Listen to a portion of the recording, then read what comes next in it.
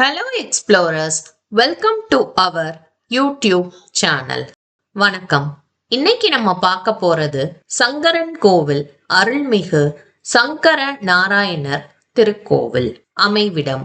இந்த கோவில் தென்காசி மாவட்டம் சங்கரன் கோவிலில் அமைந்துள்ளது. இந்த கோவில் திருநெல்வேலியிலிருந்து சுமார் 56 கிலோமீட்டர் தொலைவிலும் தென்காசியிலிருந்து சுமார் 30 கிலோமீட்டர் தொலைவிலும் ராஜபாளையத்தில் இருந்து 30 கிலோமீட்டர் தொலைவிலும் அமைந்துள்ளது. இந்த கோவில் சைவமும் வைணவமும் ஒன்று என்பதை உலகுக்கு உணர்த்தும் மிக முக்கியமான தலம் ஆகும். கோவில் திறக்கும் நேரம் காலை 5:30 மணி முதல் மதியம் 12:30 மணி வரை, மாலை 4 மணி முதல் இரவு 9 மணி வரை. ஸ்தல தீர்த்தம் நாகசுனை. கோவிலின் உள்ளே அமைந்துள்ள இந்த தீர்த்தம் மிகவும் புனிதமானது. வால்மீகி முனிவர் வழிபட்ட புற்று இருந்த இடம் இது என்று கூறப்படுகிறது. இதில் நீராடினால் நாகதோஷங்கள் நீங்கும் என்பது நம்பிக்கை. ஸ்தல விருட்சம் புன்னை மரம். அம்பாள் இத்தலத்தில் புன்னை மரக்காட்டில் தவம் இருந்ததாக வரலாறு கூறுகிறது. கோவில் சிறப்பம்சங்கள். சங்கர நாராயணர் கோவில் ஐம்பூத தலங்களில் ஒன்று. இது மண் தலம் தாருகாபுரம், நீர்த்தலம் தென்மலை, காற்றுத்தலம் கரிவலம், தீத்தலம் தேவதானம், ஆகாயத்தலம். இவ் ஐந்தினுள் சங்கர நாராயணர் கோவிலே முதன்மையானது. சில ஆண்டுகளுக்கு முன்வரை சிவராத்திரி அன்று பல அடியார்கள் ஒன்று கூடி இவ்வைந்து கோவில்களையும் அவ்விரவிலேயே கால்நடையாக சென்று வழிபட்டு வந்தார்கள். இப்போதும் சிலர் அங்கனம் செய்து வருகிறார்கள். ராஜகோபுரம். இந்த ராஜகோபுரத்தை பல மைல்களுக்கு அப்பால் இருந்தே தரிசிக்க இயலும். இது 125 அடி உயரம் உள்ளது. 9 நிலைகளை உடையது. ஆடி தபசு விசேஷம். தபஸ் என்றால் தவம் அல்லது காட்சி என பொருள்படும். அம்பாள் சிவ விஷ்ணுவை சங்கர நாராயணராக காட்சி தர வேண்டி தவம் இருந்து அவரது காட்சியை பெற்ற நாளே ஆடி தபசு திருநாளாகும். இந்த விழா 12 நாட்கள் நடக்கும். அம்பாளுக்கான பிரதான விழா என்பதால் அம்பாள் மட்டுமே தேரில் எழுந்தருள்வாள். கடைசி நாளில் அம்பிகை தபசு மண்டபம் சென்று கையில் விபூதி பையுடன் ஒரு கால் ஊன்றி தவம் இருப்பாள். மாலையில் சங்கர நாராயணர் இவளுக்கு காட்சி தருகிறார். அதன் பின் சங்கரலிங்க சுவாமி யானை வாகனத்தில் சென்று அம்பாளுடன் இணைந்து கோவிலுக்குள் செல்வார். சிவத்தலத்தில் வைகுண்ட ஏகாதேசி. சிவாலயங்களில் ஐப்பசி பௌர்ணமி அன்றுதான் லிங்கத்திற்கு அன்னாபிஷேகம் செய்வர். ஆனால் இக்கோவிலில் சித்திரை மற்றும் ஐப்பசி மாத பிறப்பன்று அன்னாபிஷேகம் செய்கின்றனர். துவங்கும் புதிய வருடத்தில் உணவிற்கு பஞ்சமில்லாத நிலை இருக்க வேண்டும் என்பதற்காக திரையிலும் ஐப்பசி புண்ணிய கால துவக்கம் என்பதால் அம்மாதத்தின் முதல் நாளிலும் இந்த அபிஷேகத்தை செய்கிறார்கள். பெருமாள் கோவில்களில் வைகுண்ட ஏகாதேசி விழா நடப்பது போல் இங்கும் கொண்டாடப்படுகிறது. இதற்காக கோவிலின் வடக்கு பிரகாரத்தில் சொர்க்கவாசல் இருக்கிறது. அன்று மகாவிஷ்ணு பல்லக்கில் அனந்த சயனத்தில் எழுந்தருளி ரத வீதி சுற்று வருவார். அன்று சொர்க்கவாசல் திறக்கப்படும். சிற்பங்கள். இந்த கோவிலில் அழகிய சிற்பங்களை நாம் காணலாம். மன்மதன், ரதி. கோவில் கோபுரத்தை தாண்டியதும் காவற்பறையனான மணிகிரீவர் திரு உருவத்தினை போதும் நாம் காணலாம். உக்கிரபாண்டிய மன்னரின் திருவுருவம் காணப்படுகிறது. சுவர் ஓவியங்கள். மூலிகை ஓவியம். இந்த படங்கள் அனைத்தும் மூலிகை இலைச்சாற்றினை கொண்டு வரையப்பெற்றுள்ளது. சன்னதிகள். கோவில் நுழைவு வாயிலில் அதிகார நந்தி தன் மனைவி சுயஜா தேவியுடன் காட்சி தருகிறார். சிவன் எதிரிலுள்ள நந்தி ருத்ராட்ச பந்தலின் கீழ் இருக்கிறார். இங்கு தல விநாயகர் அனுஞை விநாயகர் எனப்படுகிறார். அருள்மிகு சங்கரலிங்க சுவாமி அருள்மிகு சங்கரலிங்க சுவாமி சன்னதி பிரதான சன்னதி ஆகும். இந்த சன்னதியில் 4 மூலையில் முறையே கன்னி மூலையில் சர்ப்ப விநாயகர், வாயு மூலையில் பாம்பு புற்று, ஈசான மூலையில் விஷ்ணு துர்க்கை ஆகிய தெய்வங்கள் அமைக்கப்பட்டுள்ளன. சந்நிதியின் மேற்கு உட்பிரகாரத்தில் பஞ்சலிங்கம் உள்ளது. மும்மூர்த்திகளின் வடிவங்களாக தட்சிணாமூர்த்தி, யோக நரசிம்மர், பிரம்மா சன்னதிகளும் உள்ளது. கால சர்ப்பதோஷ நிவர்த்தி, ராகுதோஷ நிவர்த்தி போன்ற பரிகாரங்களுக்கு சர்ப்ப விநாயகர், பாம்பு புற்று போன்றவற்றில் பால் அபிஷேகம் செய்யப்படுகின்றன. சூரிய சந்திர தீர்த்தங்கள் உள்ளன.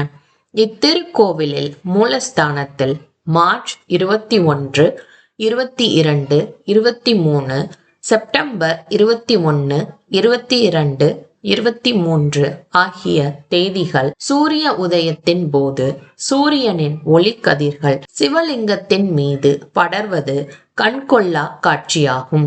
அருள்மிகு சங்கர நாராயண சுவாமி சிவபெருமானை விட்டு பிரியாத அருட்சக்தியாம் உமையம்மை, உலகத்தின் உயிர்களாகிய நாம் சிவன் வேறு விஷ்ணு வேறு என்று பிளவுபடுத்துவது தவறு என்பதை உணர்த்தும் பொருட்டு திருக்கைலை மலையில் பரமசிவனிடம் சிவபெருமானே தாங்கள் நாராயணமூர்த்தியுடன் பொருந்தி இருக்கும் திருக்கோலத்தை காட்டியருள வேண்டும் என்று வேண்டினார்.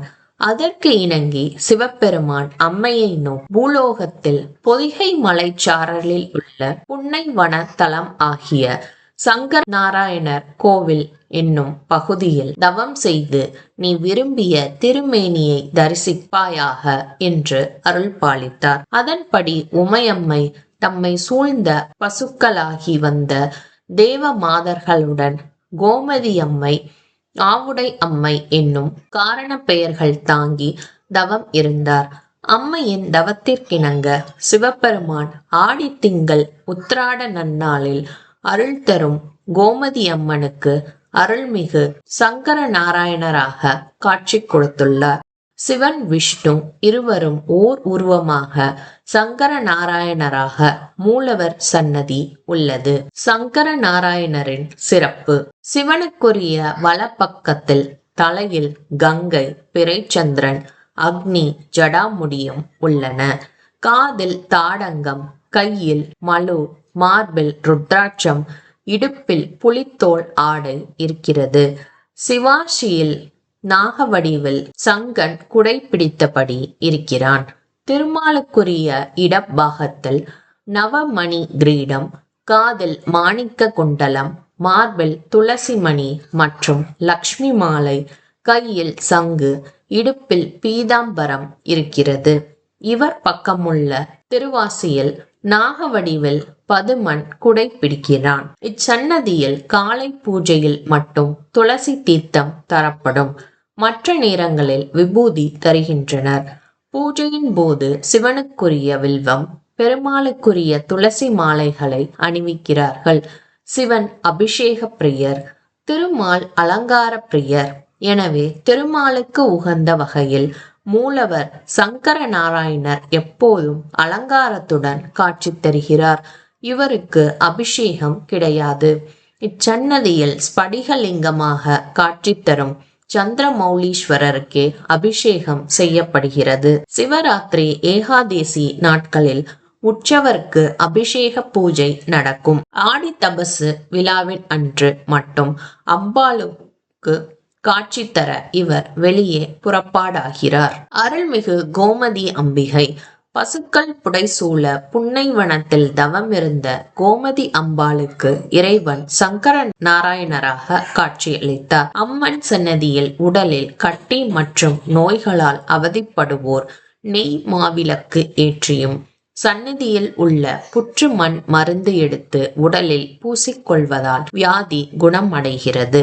அம்பாள் சன்னதி முன் அமைக்கப்பட்டுள்ள ஸ்ரீ சக்கரத்தின் மீது அமர்ந்து வழிபடுவோர் சித்த பிரம்மை, பில்லி, சூன்யம் போன்ற கோளாறுகள் நீங்க பெற்று சுகம் அடைகிறார்கள். குழந்தை இல்லாதவர்கள் தொட்டில் கட்டியும் சரும வியாதிகள் நீங்க உப்பு, மிளகு காணிக்கையாக செலுத்துகின்றனர். தேள், பாம்பு, பூரான், விஷப்பூச்சிகள் தொல்லை நீங்குவதற்கு தங்கம், வெள்ளி உருவ காணிக்கைகளை செலுத்தி பிரார்த்தனை செய்கிறார்கள். கோமதி பெயர் காரணம் சந்திரன், அதாவது மதி போல பொலிவான முகம் கொண்ட அம்பிகை இங்கு தவம் புரிய வந்தபோது தேவலோக மாதர்கள் பசுக்கள் வடிவில் அவளுடன் வந்தனர். எனவே இவள் கோமதி என்று பெயர் பெற்றாள். ஆவுடை அம்மை என்றும் இவளுக்கு பெயர் உண்டு. ஆ என்றாலும் பசுதான். பசுக்களை உடையவள் என்று பொருள் உண்டு. திங்கட்கிழமைகளில் இவளுக்கு மலர் பாவாடை, வெள்ளிக்கிழமைகளில் தங்கப் பாவாடை அணிவித்து அலங்காரம் செய்கின்றனர். திருமண புத்திரதோஷம் உள்ளவர்கள் மாவிளக்கில் நெய் தீபம் ஏற்றி வேண்டிக் கொள்கிறார்கள். அம்பாள் கோவில்களில் பீடத்திற்கு அடியில் அல்லது அம்பிகையின் பாதம் முன்பு ஸ்ரீ சக்கரம் பிரதிஷ்டை செய்யப்பட்டிருக்கும். ஆனால் இங்கு அம்பாள் சன்னதி முன் மண்டபத்தில் ஸ்ரீ சக்கரம் பிரதிஷ்டை செய்யப்பட்டுள்ளது. இதை ஆக்ஞா சக்கரம் என்கின்றனர். மனநோய், மனக்குழப்பம் உள்ளவர்கள் இச்சக்கரத்தின் மேல் அமர்ந்து அம்பிகையிடம் வேண்டிக் கொள்கிறார்கள். இதனால் நோய் நிவர்த்தியாவதாக நம்பிக்கை. நாகத்தில் அமர்ந்த சிவன். சிவன் சன்னதி பிரகாரத்தில் வால்மீகி நாதர் சன்னதி இருக்கிறது. புற்று வடிவில் அமைந்த இச்சன்னதியில் சிவன் சுய ரூபத்துடன் காட்சி தருகிறார். தலைக்கு மேலே குடை பிடித்தபடி இருக்கும் நாகத்தின் மீது இவர் அமர்ந்திருப்பது அபூர்வ அமைப்பு. புற்றுக்குள் வன்மீகம் என்றால் புற்று இருப்பவர் என்பதால் இவருக்கு இப்பெயர். நாகதோஷம் உடையவர்கள் புற்று மீது மஞ்சள் தூவி வேண்டிக் கொள்கிறார்கள். இச்சன்னதி எதிரில் பஞ்சநாக சிலைகள் இருக்கிறது. பக்தர்கள் இச்சிலைகளுக்கு பால் அபிஷேகம் செய்கிறார்கள். பிற சன்னதிகள் விநாயகர், முருகன், தட்சிணாமூர்த்தி,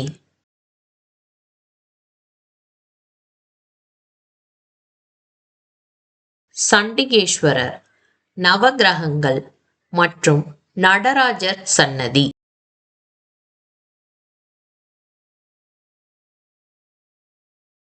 கோவில் வரலாறு. சங்கன் என்னும் நாக அரசன் சிவன் மீதும் பதுமன் என்ற அரசன் திருமால் மீதும் பக்தி கொண்டிருந்தனர். இருவருக்கும் அடிக்கடி சிவன் பெரியவரா திருமால் பெரியவரா என்ற வாதம் எழுந்தது. தீர்ப்பு வேண்டி பார்வதியிடம் முறையிட்டனர். இருவரும் சம சக்தி கொண்டவர்களே என்பதை அவர்களுக்கு தெரிவிக்க இருவரும் இணைந்து காட்சி தரும்படி அம்பாள் தவம் இருந்தாள். இதையடுத்து இருவரும் ஒன்றாக இணைந்து சங்கர நாராயணராக காட்சி தந்தனர். பின்னர் அம்பிகையின் வேண்டுதலுக்காக சிவன் சங்கரலிங்கமாகவும் எழுந்தருளினார்.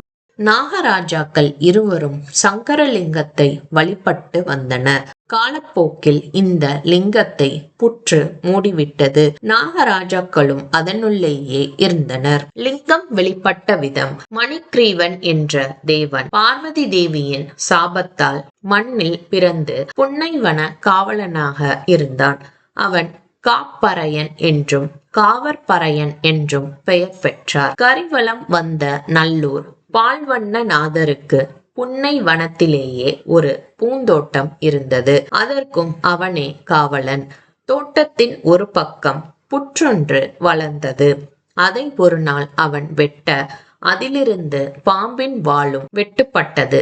அப்போது அவன் புற்றின் பக்கத்தில் சிவலிங்கம் இருப்பதை கண்டான். திருநெல்வேலிக்கு மேற்கே பொருணை ஆற்றின் கரையிலுள்ள மணலூரில் அரசாண்டிருந்த உக்கிரபாண்டியர் அடிக்கடி மதுரை மீனாட்சி அம்மையையும் சொக்கநாத பெருமானையும் வழிபடுவது வழக்கம். காவற்பறையன் புற்றை வெட்டி சிவலிங்கத்தை கண்ட அன்று பாண்டியருடைய யானை கொம்பினால் தரையை குத்தி கீழே விழுந்து புரண்டது. அப்போது காவற்பறையன் ஓடி வந்து அவரிடம் செய்தியை தெரிவித்தான். உக்கிரபாண்டியர் அங்கு சென்றதும் சங்கரனார் அசிரீரியாக ஆணை தர பாண்டியர் காட்டை நாட்டாக்கி சங்கர நாராயணர் கோவிலையும் ஊரையும் தோற்றுவித்தார். வழிபாடு. சங்கர நாராயணர் கோவில் சர்ப்பதோஷம், அதாவது நாகதோஷம் மற்றும் ராகு கேது தோஷங்களுக்கான மிகச்சிறந்த பரிகார தலமாக விளங்குகிறது. காளஹஸ்திக்கு செல்ல முடியாதவர்கள், குறிப்பாக தென் மாவட்ட மக்கள் இங்கு வந்து பரிகாரம் செய்வதை வழக்கமாக கொண்டுள்ளனர். நாகதோஷ பரிகார சிறப்பு. இக்கோவிலினில் காளஹஸ்தியை போன்று தனி மண்டபத்தில் பெரிய அளவில் ராகு கேது சாந்தி யாகம் நடப்பதில்லை. மாறாக இங்குள்ள புற்று வழிபாடு மிகவும் சக்தி வாய்ந்த பரிகாரமாக கருதப்படுகிறது. இங்கு பாம்பாட்டி சித்தர் வாழ்ந்து ஜீவ சமாதி அடைந்ததால் நாகதோஷங்கள் இங்கு எளிதில் நீங்கும் என்பது ஐதீகம். பூஜை மற்றும் பரிகார முறைகள். பக்தர்கள் நாகதோஷம், கால சர்ப்பதோஷம், திருமண தடை மற்றும் புத்திர பாக்கியம் தடை நீங்க பின்வரும் வழிபாட்டு முறைகளை பின்பற்றுகிறார்கள். புற்றுக்கு பால் ஊற்றுதல். இதுவே இங்கு செய்யப்படும் மிக முக்கியமான பரிகாரம். சங்கரலிங்க சுவாமி சன்னதிக்கு அருகில் மூலவர் சன்னதியின் வட மேற்கு மூலையில் பிரசித்தி பெற்ற புற்று அமைந்துள்ளது. பக்தர்கள் கோவில் கடைகளிலோ அல்லது வெளியிலோ பால் வாங்கி வந்து தங்கள் கைகளாலேயே அந்த புற்றில் ஊற்றி வழிபடலாம். பால் ஊற்றிய பிறகு புற்றிலிருந்து சிறிது மண்ணை எடுத்து நெற்றியில் இட்டுக் கொள்வார்கள். இந்த மண் உடலில் உள்ள நோய்களையும் விஷ பயத்தையும் நீக்கும் என்பது நம்பிக்கை. நாகர் உருவம் சமர்ப்பித்தல். நாகதோஷம் உள்ளவர்கள் தங்கள் வசதிக்கேற்ப வெள்ளி, செம்பு அல்லது தகரத்தால் ஆன சிறிய நாகர் உருவங்களை வாங்கி வருவார்கள். இவற்றை தலையை சுற்றி உண்டியலிலோ அல்லது புற்றின் அருகிலோ சமர்ப்பித்து தங்கள் தோஷம் நீங்க வேண்டும் என்று வேண்டிக் கொள்வார்கள். நாகசுனை தீர்த்தம். கோவிலில் உள்ள நாகசுனை என்ற புனித தீர்த்தம் வால்மீகி முனிவரால் உருவாக்கப்பட்டது என்று கூறப்படுகிறது.